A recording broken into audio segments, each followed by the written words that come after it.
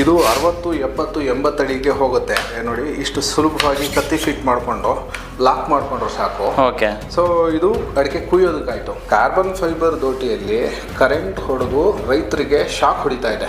ಅದಕ್ಕೆ ನಾವು ಏನು ಮಾಡಿದ್ದೀವಿ ಅಂತಂದರೆ, ನಮ್ಮ ಕಂಪನಿಯ ಪ್ರತಿ ಲಾಕಲ್ಲೂ ಕರೆಂಟ್ ಫಿಲ್ಟರ್ ಟೆಕ್ನಾಲಜಿ ಇದೆ. ಈ ಡಬಲ್ ಲಾಕ್ ಇಂಟರ್ಲಾಕ್ ಅಂತ ಮಾಡಿದ್ದೀವಿ. ಈ ಕೆಂಪ್ ಲೈನ್ ಬಂದಮೇಲೆ ನೀವು ಯಾವುದೇ ಕಾರಣಕ್ಕೂ ಇದನ್ನ ಎಷ್ಟೇ ಜೋರಾಗಿ ಇಟ್ಕೊಂಡು ಹೇಳಿದ್ರು ಇವಾಗ ಹೊರಗಡೆ ಬರ್ತಾ ಇಲ್ಲ. ಪ್ರತಿ ಲಿವರ್ಗೂ ನಾವು ಸ್ಲೋಪ್ ಕೊಟ್ಟಿದ್ವಿ.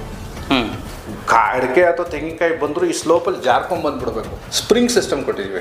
ಇದು ಯು ಶೇಪಲ್ಲಿ ಕೆಳಗೆ ಬೆಂಡ್ ಆಗುತ್ತೆ ಹೊರತು ಕೊನೆ ಸಿಕ್ಕಾಕೊಂಡು ಇದು ಮುರಿಯಲ್ಲ. 15,000ದಿಂದ ಸ್ಟಾರ್ಟ್ ಆಗಿ 86,000 ತನಕ ದೋಟಿಗಳಿದೆ.